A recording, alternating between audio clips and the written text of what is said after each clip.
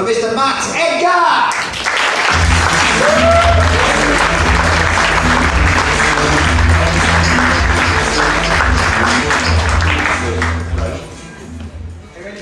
I'm ready. Hello, so marks out of 10 for tonight. How's it going? 8. Excellent. Right, I hate things that do that, when they just ask you to give marks out of 10 for something. And I want to talk about why I'd far rather people just talked about what something is. It started on a train. I'm on a train and a researcher asked me would I mind filling in a survey, and I said okay. And then it thumped down on the table in front of me. 16 pages of forced choice questions, trade-offs between price and quality, with no space to tell them what I actually wanted from my train service, you know, like to get to where I'm going on time with a seat.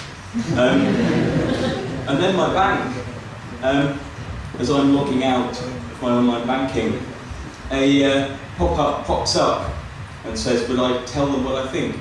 And I click through and again, lots of tick boxes, lots of things to say, imagine if we did this. Well, never mind that, you know, my bank is asking me to imagine services that their competitors have offered since the internet sounded like a fax machine. These are standard features, but there's no way for me to tell them that, because all they want is some tick boxes about whether I like them or not.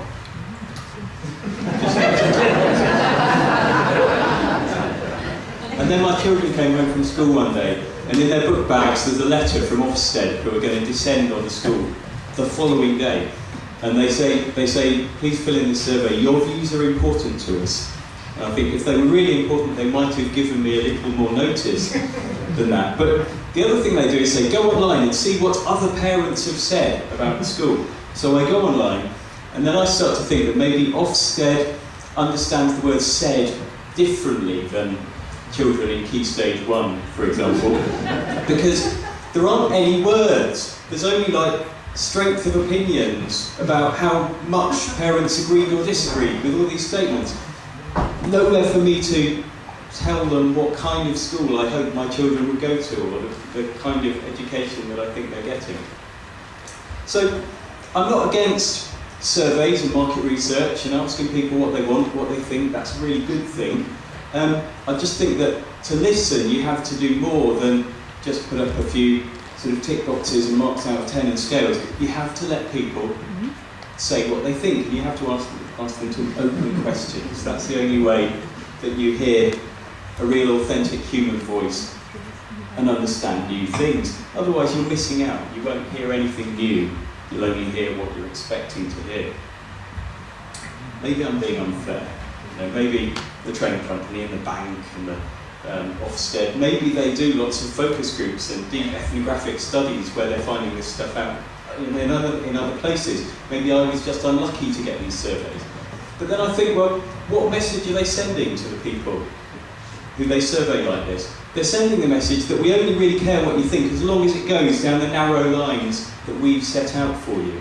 As long as you engage with the questions that we want to answer, not the ones that you might be interested in. Because a real dialogue has an unclear endpoint. It's a way for people to learn from each other, to build on the points that one person makes, to engage with some new ideas. And I think organisations today could do with quite a lot of that. But what they're doing, it seems, is a kind of smash and grab raid for our opinions. So we're going in to get a few data points to satisfy the marketing director, but not really thinking about the kind of space that they might give their customers. There's no excuse for this in this day and age. Why not just put an empty space on the page and ask people to write in what they think? Maybe they're scared that they'll be overwhelmed with all this text, all these answers, big unstructured data. But it's never been easier to understand that stuff, to visualise it as a big tag cloud, to put it on the wall. And maybe they should also start to think about different ways of gathering feedback, a little bit and often. Instead of one big gulp, why not just take a spoonful of feedback from your customers every time you talk to them? Just ask them one simple question. Micro feedback.